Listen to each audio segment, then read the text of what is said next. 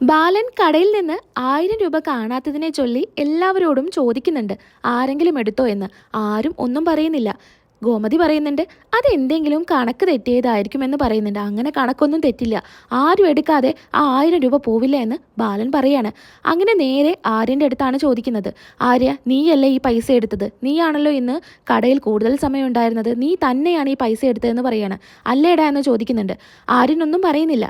ആനന്ദ് പറയുന്നുണ്ട്, എന്നാൽ നീ ഒന്ന് സത്യം പറയട്ടെ, നീ എടുത്തെങ്കിൽ എടുത്തു എന്ന് പറ, അല്ലെങ്കിൽ അല്ല എന്ന് പറയാമെന്ന് പറയുന്നുണ്ട്. പക്ഷെ ആര്യനൊന്നും സംസാരിക്കുന്നില്ല. നേരെ നമ്മുടെ ബാലൻ ഒരു ചൂരലെടുത്ത് ആര്യനെ തലങ്ങും വിലങ്ങും തല്ലാണ്. ഇത് കണ്ട് സഹിക്കാനാവാതെ ഗോമതിയും ആനന്ദും ആകാശവും ഒക്കെ പിടിക്കുന്നുണ്ട്. പക്ഷേ തലയിൽ നിർത്തുന്നില്ല. അതിനുശേഷം എൻ്റെ കൺമുന്നിൽ നിന്ന് കടന്നു പോടാ എന്ന് പറഞ്ഞ് ആര്യനെ അവിടെ നിന്ന് പറഞ്ഞയക്കുകയാണ്. അതിനുശേഷം ആനന്ദും ആര്യനും ധർമ്മജനും ആകാശും സംസാരിക്കുകയാണ്. എന്നിട്ട് പറയുന്നുണ്ട്, ആനന്ദ്, നീ എന്താടാ അച്ഛൻ തല്ലിയപ്പോൾ ഞാനെല്ലാം എടുത്തതെന്ന്, അല്ലെങ്കിൽ ഒന്നും പറയാത്ത എന്താ, ഒരു തുള്ളി കണ്ണീര് പോലും നിൻ്റെ കണ്ണിൽ നിന്ന് വന്നില്ലല്ലോ എന്ന് പറയുന്നുണ്ട്. എന്തിനാ ഞാൻ കരയുന്നത്? എൻ്റെ പ്രതിഷേധം കണ്ണിൽ നിന്ന് കണ്ണീര് വരാതെ ഇരിക്കുന്നത് തന്നെയാണ് എൻ്റെ പ്രതിഷേധം. എന്നാൽ ആകാശ് കരഞ്ഞുകൊണ്ട് ആര്യൻ്റെ അടുത്ത് മാപ്പ് പറയാണ്. എടാ, എന്നോട് ക്ഷമിക്കടാ എന്ന് പറയുന്നുണ്ട്. എന്നാൽ ധർമ്മജനും ആനന്ദും പറയുന്നുണ്ട്, നീ എന്തിനാ അവൻ്റെ അടുത്ത് മാപ്പൊക്കെ പറയുന്നത്, എന്താ കാര്യമെന്ന് ചോദിക്കുന്നുണ്ട്. അത് ഒന്നുമല്ല, അവനങ്ങനെ അച്ഛൻ തല്ലിയ കാരണം എനിക്ക് സങ്കടം വന്നതാണെന്ന് ആകാശ് പറയാണ്. പക്ഷേ ഇത്രയും ദിവസങ്ങളിലൊക്കെ ആര്യന് തല്ല് കിട്ടുമ്പോൾ നീ ഇങ്ങനെ സങ്കടപ്പെട്ടിട്ടില്ലല്ലോ, എന്തോ കാര്യമുണ്ടെന്ന് പറയാണ്. പറയടാ എന്ന് പറയുമ്പോൾ ആകാശ് പറയുന്നുണ്ട്, ഇനി എനിക്കത് മറച്ചു വയ്ക്കാൻ പറ്റില്ല, ആ 1000 രൂപ ഞാനാണ് എടുത്തതെന്ന് പറയുന്നുണ്ട്. നീയാണ് എടുത്തതെങ്കിൽ നീ അപ്പം പറയണ്ടേ, നീ ഇപ്പോഴാണ് പറയുന്നത് ഇവന്റെ പുറത്ത് കണ്ട് ഈ പാട് നീ പ്രതികരിക്കാത്തത് കൊണ്ടല്ലേ ഇവൻ ഇത്രയും അടി കിട്ടിയത് എന്ന് പറയാണ്. അത് പിന്നെ ആ സമയത്ത് അച്ഛൻ്റെ ദേഷ്യം കണ്ടപ്പോൾ എനിക്ക് പേടിയായതാണെന്ന് പറയാണ്. പേടിയാവുന്നതാണോ, കൂടപ്പിറപ്പിനെ ഒറ്റി കൊടുക്കുന്നതാണോടാ ഇത്ര വലിയ വലിയ കാര്യം, നിന്റെ പേടി എന്നൊക്കെ പറഞ്ഞ് ധർമ്മജനാകെ ദേഷ്യപ്പെടുന്നുണ്ട്. നീ എന്തായാലും കൂടപ്പിറപ്പിനെ തള്ളി പറയുന്നവനാണെന്ന് എനിക്ക് മനസ്സിലായി എന്നൊക്കെ ധർമ്മജൻ പറയാണ്. ഇത് എന്തായാലും ഞാൻ ബാലേട്ടനോട് തന്നെ പറയുമെന്ന് പറഞ്ഞ്, വേണ്ട മാമ, അച്ഛൻ്റെ അടുത്ത് പറയണ്ട, ഇനി ഇതിൻ്റെ പേരിൽ ആകാശേട്ടനും തല്ല് കിട്ടും. എനിക്ക് കിട്ടിയതിൻ്റെ പുറമെ ഇനി ആകാശേട്ടനും കൂടി എന്തിനാ വെറുതെ തല്ല് കൊള്ളിക്കുന്നതെന്ന് പറയാണ്. അല്ലടാ, ഇത്രയും കാര്യത്തിനൊക്കെ നിന്നെ തല്ലുന്ന അച്ഛൻ്റെ മുന്നിൽ ഒരു വട്ടെങ്കിലും നിനക്ക് ജയിച്ച് കാണിച്ചു കൊടുക്കണ്ടേ എന്ന് പറയുന്നുണ്ട്. എന്തിനാ ഞാൻ അച്ഛൻ്റെ മുൻപിൽ ജയിച്ച് കാണിച്ചു കൊടുക്കുന്നത്? അതൊന്നും ഒരു പ്രശ്നമല്ല, അച്ഛൻ്റെ നല്ല പേര് കിട്ടിയിട്ട് എനിക്കെന്താ ഫോട്ടോസ്റ്റാറ്റ് എടുത്ത് വെക്കാനോ എന്നൊക്കെ ആര്യം പറയുന്നുണ്ട്. ഒന്നും പറയണ്ട, നിങ്ങളെല്ലാവരും എൻ്റെ കൂടെ ഉണ്ടായാൽ മാത്രം മതി എനിക്കൊരു പ്രശ്നം വരുമ്പോൾ എന്ന് പറയാണ്. അപ്പോൾ ആകാശും അതുപോലെ ആനന്ദൊക്കെ പറയുന്നുണ്ട്, ഞങ്ങളുണ്ടാവട്ടെ നിൻ്റെ കൂടെ എന്ന് പറയുന്നുണ്ട്. ധർമ്മജനും പറയുന്നുണ്ട്, എന്താടാ നിങ്ങളെ കൂട്ടത്തിൽ എന്നെയും കൂട്ടില്ലേ, ഞാൻ നിങ്ങളുടെ ഒരു മൂത്ത ചേട്ടൻ. അങ്ങനെ എല്ലാവരും പരസ്പരം കെട്ടിപ്പിടിക്കുന്ന സമയത്ത് ആകാശിന് കോള് വരികയാണ്. മേനോൻ്റെ കോളാണ്. അപ്പോൾ ആരാടാ വിളിക്കുന്നതെന്ന് ചോദിക്കുന്നുണ്ട്. അപ്പോൾ അത് മേനോനാണ്. മേനോനോ, അതേത് മേനോനാണെന്ന് ചോദിക്കുന്നുണ്ട്. അതൊക്കെ അവനറിയാം, നീ പോയി സംസാരിക്കുക ആകാശേട്ടാന്ന് പറഞ്ഞിട്ട് ആകാശിന് പറഞ്ഞു വിടുകയാണ് ആര്യൻ. അങ്ങനെ ആകാശ് ചിരിക്കുന്നുണ്ട്. അതിനുശേഷം മീനുമാണ് വിളിക്കുന്നത്. മീനാക്ഷിയും ആകാശം കൂടെ സംസാരിക്കുകയാണ്. നീ എന്തായാലും ശരിയായില്ല, നമ്മൾ സംസാരിച്ചുകൊണ്ടിരിക്കുന്ന സമയത്ത് പെട്ടെന്ന് തന്നെ പോയതൊന്നും ശരിയായില്ല. അത് പിന്നെ ദൂരെന്നല്ലേ നീ എൻ്റെ അച്ഛനെ കണ്ടിട്ടുള്ളൂ, അച്ഛൻ്റെ സ്വഭാവം എന്താണെന്ന് നിനക്കറിയില്ലല്ലോ. നീ 500 എന്ന് കേട്ടിട്ടുണ്ടോ? ആ ഉണ്ട്. 500 ഹിറ്റ്ലറും കൂടെ ചേർന്ന ഒരു പ്രത്യേക ഇനാണ്, പുലിയാണ് എന്നൊക്കെ പറയാണ്. ഓ, അപ്പോൾ ആ പുലിക്കൂട്ടിലേക്കാണല്ലേടാ നീ എന്നെ കൊണ്ടുപോകുന്നതെന്നൊക്കെ മീന് ചോദിക്കുന്നുണ്ട്. അതൊക്കെ നീ വന്നിട്ട് അച്ഛനെ സ്നേഹിച്ച് അച്ഛനെ വരുതിയിലാക്കണമെന്നൊക്കെ പറയാണ്. അതെ അതെ, നടന്നത് തന്നെ ആയിരിക്കും എന്ന് മീനും പറയുന്നുണ്ട്.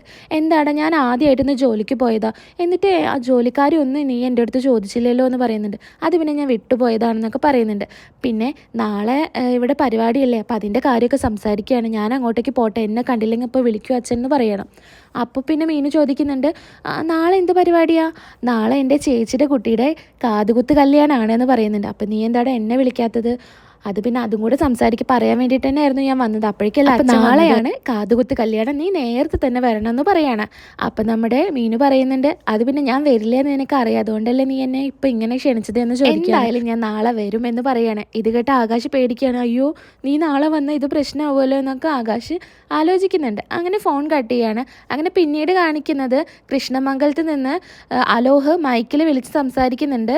നാളെ എൻ്റെ വല്യച്ഛൻ്റെ പിറന്നാളാണ്, എല്ലാവരും നേരത്തെ തന്നെ എത്തണം, നാടൻ സദ്യയും ചിക്കനും മട്ടനും എല്ലാം അടങ്ങിയ സദ്യയാണ്, എല്ലാവരും നേരത്തെ തന്നെ വരണമെന്നൊക്കെ പറഞ്ഞ് വിളിച്ചു പറയാണ്. ഇതെല്ലാം കേട്ട് ബാലനും അതുപോലെ ഗോമതിയും എല്ലാവരും നിൽക്കുന്നുണ്ട്. അങ്ങനെ ഇവരൊക്കെ ആകെ പരസ്പരം നോക്കുന്നുണ്ട്. കാരണം നാളെയാണല്ലോ കാതുകുത്ത് കല്യാണം ഇവരും പറഞ്ഞിട്ടുള്ളത്. അപ്പോൾ പരസ്പരം അങ്ങോട്ടും ഇങ്ങോട്ടും നോക്കുന്നുണ്ട്. പിന്നീട് കാണിക്കുന്നത് അനന്തൻ്റെ പിറന്നാൾ ആഘോഷത്തിന് ഫ്ലെക്സ് ഒക്കെ വെക്കുന്നതാണ്, വീടൊക്കെ അലങ്കരിക്കുന്നതാണ് കാണിക്കുന്നത്. പുറത്ത് ഫ്ലെക്സ് ഒക്കെ വെക്കുന്നുണ്ട്. ടൗണിലൊക്കെ ഫ്ലെക്സ് വെച്ചിട്ടുണ്ട്. ആളുകളൊക്കെ ഇപ്പോൾ വരാറായി, എല്ലാ കാര്യങ്ങളും പെട്ടെന്നാവട്ടെ എന്നൊക്കെ പറയുന്നുണ്ട്. ഇനി നമ്മുടെ ഫംഗ്ഷന് ആരും വരാതിരിക്കുമോ എന്നൊക്കെ ചോദിക്കുകയാണ്. അങ്ങനെ ഒരിക്കലും ഉണ്ടാവില്ല ഏട്ടാ, നമ്മുടെ ഫംഗ്ഷൻ ആയിരിക്കും ഈ നാട്ടിലുള്ളവരും നമ്മുടെ കുടുംബക്കാരും എല്ലാവരും വരിക. ബാലൻ്റെ ഫംഗ്ഷന് ആരും വരില്ല എന്ന് പറയുന്നുണ്ട്. അങ്ങനെ ഫംഗ്ഷൻ്റെ അന്ന് മിത്രയും അലോഹും അച്യുതനൊക്കെ നിന്ന് സംസാരിക്കുന്നുണ്ട്. നമുക്ക് എന്തായാലും ഈ വഴി കൂടെ പോകുന്ന എല്ലാ ബന്ധുക്കളെയും ഇങ്ങോട്ടേക്ക് കൊണ്ടുവരണം. ഇവിടുന്ന് ഭക്ഷണമൊക്കെ കഴിച്ച് വയറ് നിറഞ്ഞു കഴിഞ്ഞാൽ പിന്നെ ബാലൻ്റെ അവിടേക്ക് ആരും പോവില്ല. അപ്പോൾ എല്ലാവരെയും നമ്മൾ ഇങ്ങോട്ടേക്ക് കൊണ്ടുവരണമെന്ന് മിത്ര പറയുകയാണ്. അലോഹ് പറയുന്നുണ്ട്, അത് ഞാൻ ഏറ്റു, അത് ഞങ്ങൾ രണ്ടുപേരും കൂടെ ചെയ്തോളാം എന്ന് പറയുന്നുണ്ട്. അങ്ങനെ ആനന്ദ് വന്ന് ഇവരുടെ അടുത്ത് ചോദിക്കുന്നുണ്ട്, നിങ്ങളുടെ പ്ലാനിംഗ് ഒന്നും ഇതുവരെ കഴിഞ്ഞില്ലേ? ആളുകളെ ഒന്നും കാണാനില്ലല്ലോ, ആരും വരില്ലേ? ഇനി ഞാൻ നാണം കെടും എല്ലാവരെയും മുൻപിൽ, നിങ്ങളൊക്കെ കാരണം ഞാനിതിൽ നിന്നത് എന്നൊക്കെ ആനന്ദ് പറയാണ്. അച്ഛൻ ഒരു പേടിയും പേടിക്കണ്ട, എല്ലാവരും നമ്മുടെ ഫംഗ്ഷന് വരും. അയാളുടെ ഫംഗ്ഷന് ആരും പോവില്ല, നമ്മുടെ ഫംഗ്ഷന് തന്നെ എല്ലാവരും വരും, അച്ഛൻ പേടിക്കരുത് എന്ന് പറയാണ്. ഫംഗ്ഷൻ ദിവസം നമ്മുടെ ബാലനെയും ഗോമതിയെയും മക്കളെയും ഒക്കെ കാണിക്കുന്നുണ്ട്. അമ്പലത്തിലെ എല്ലാ ചടങ്ങുകളും ഓക്കെ അല്ലേ എന്ന് തിരുമേനിയോട് ചോദിക്കുന്നുണ്ട്. എല്ലാം ഓക്കെയാണ്, ഞാൻ മണ്ഡപത്തിലോട്ട് പോകാനെന്ന് പറഞ്ഞ് തിരുമേനി അങ്ങോട്ടേക്ക് പോവാണ്. ഓരോ കാര്യങ്ങളും ഓരോ മക്കളുടെ അടുത്ത് ഏൽപ്പിച്ച് നമ്മുടെ ബാലൻ എല്ലാത്തിലും തിരക്ക് പിടിച്ച് നടക്കുകയാണ്. അങ്ങനെ ബാലൻ ചോദിക്കുന്നുണ്ട്, അനുജ എത്തിയില്ലല്ലോ, മോൾ എന്താ ഇതുവരെ എത്താത്തത് എന്ന് ചോദിക്കുകയാണ്. അവൾ വരുന്ന വഴിയാണ്, ഇപ്പം തന്നെ എത്തുമെന്ന് പറയണം. അങ്ങനെ ഓഡിറ്റോറിയത്തിനുള്ളിലോട്ട് എല്ലാവരും പോവാണ്. ഇതേ സമയം അനുജ അങ്ങോട്ടേക്ക് വരികയാണ്. അനുജയും കുട്ടിയും ഭർത്താവും അച്ഛനും അമ്മയൊക്കെ വരുന്നുണ്ട്. അമ്മ വരുന്നില്ല, അച്ഛനൊക്കെ വരുന്നുണ്ട്. അങ്ങനെ എന്താ അമ്മയെ കൊണ്ടാത്തത് എന്നൊക്കെ ചോദിക്കുന്നുണ്ട്. അത് പിന്നെ അമ്മയ്ക്ക് വയ്യ, കാലുകൊണ്ട് വയ്യാന്ന് ഞാൻ പറഞ്ഞിരുന്നത്, എല്ലാവരും കാറിലിരുത്തി കൊണ്ടുവരായിരുന്നു എന്ന് ബാലൻ പറയാണ്. അപ്പം അച്ഛൻ പറയുന്നുണ്ട്, അതിന് കാറിൽ കയറ്റണമെങ്കിൽ ക്രെയിന് വേണ്ടി വരും എന്നൊക്കെ പറഞ്ഞ് ഇവർ ചിരിക്കുകയാണ്. അനുജയുടെ അമ്മായച്ചൻ ചോദിക്കുന്നുണ്ട്, ബാല നിങ്ങളല്ലേ പറഞ്ഞത് നാട്ടുകാരെല്ലാവരും കൂട്ടി ഗംഭീരമായിട്ടുള്ള കാതുകുത്ത് ചടങ്ങാണെന്ന്, ഇതിപ്പോൾ ഞങ്ങളെ കൂടെ വന്ന ആൾക്കാർ മാത്രമേ ഉള്ളൂല്ലോ, ഇവിടെ ആരും കാണാനില്ലല്ലോ എന്ന് പറയുന്നുണ്ട്. അതിപ്പോൾ വരാനാവുന്നതല്ലേ ഉള്ളൂ എന്ന് പറയാണ്. അത് പിന്നെ ബാല ഞങ്ങളെ നിങ്ങൾ നാണം കെടുത്തു, ഞാനതൊക്കെ പ്രതീക്ഷിച്ചാണ് വന്നത് എന്ന് അമ്മായച്ചൻ പറയാണ്. അപ്പം നമ്മുടെ അനുജയുടെ ഭർത്താവ് പറയുന്നുണ്ട്, അത് പിന്നെ അച്ഛൻ ഇവിടെ കാതുകുത്ത് ചടങ്ങിനാണോ വന്നത്, വലിയ ഫംഗ്ഷൻ കാണാനാണോ വന്നത് എന്നൊക്കെ ചോദിക്കുന്നുണ്ട്. ഈ സമയത്ത് എല്ലാവരും പരസ്പരം നോക്കുന്നുണ്ട്, ആരെയും കാണുന്നില്ലല്ലോ ഫംഗ്ഷന് വന്നവരെ. അങ്ങനെ അലോഹും അച്യുതനും കൂടെ പുറത്ത് നിൽക്കുന്നുണ്ട്. വരുന്ന ഗസ്റ്റുകളെ എല്ലാവരെയും പറഞ്ഞ് ഉള്ളിലോട്ട് കൊണ്ടുവരികയാണ്. ആനന്ദിൻ്റെ പിറന്നാൾ കൂടാനായിട്ട് അങ്ങോട്ടേക്ക് കൊണ്ടുവരികയാണ്. ഡ്രിങ്ക്സ് ഉണ്ട്, അതുപോലെ എല്ലാ തരം ഫുഡും ഉണ്ട്, നിങ്ങൾ എവിടെ നിന്ന് ഭക്ഷണം കഴിച്ചിട്ട് നേരെ അങ്ങോട്ടേക്ക് പൊക്കോ എന്നൊക്കെ വരുന്നവരോട് പറയുന്നുണ്ട്. അപ്പോൾ വരുന്നവർ പറയുന്നുണ്ട്, ഞാൻ നിങ്ങൾക്ക് ഗിഫ്റ്റ് ഒന്നും വാങ്ങിച്ചില്ല, അയ്യോ ഞങ്ങൾക്ക് ഗിഫ്റ്റിൻ്റെ ഒന്നും ആവശ്യമില്ല, നിങ്ങൾ ഭക്ഷണം കഴിച്ച് പോയാൽ മതി എന്ന് പറഞ്ഞിട്ട് എല്ലാവരെയും അവരെ വീട്ടിലോട്ട് ക്ഷണിക്കുകയാണ്. അങ്ങനെ എല്ലാവരും ആദ്യം അവിടെ കയറാമെന്ന് പറഞ്ഞ് അങ്ങോട്ടേക്ക് പോവുകയാണ്. അങ്ങനെ ബാലൻ്റെ അടുത്തോട്ട് ആരും വരുന്നില്ല.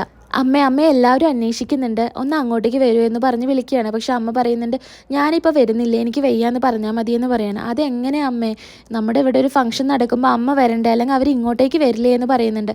എന്തായാലും ഞാൻ വരില്ല, ഏട്ടന്മാർ ഇവിടെ സന്തോഷിക്കുമ്പോൾ അവിടെ അനിയത്തി സങ്കടപ്പെടുകയാണ്, അതെൻ്റെ മോളാണ്, എൻ്റെ മോൾ സങ്കടപ്പെടുമ്പോൾ അതെനിക്ക് സഹിക്കാൻ പറ്റില്ല എന്ന് പറയുന്നുണ്ട്.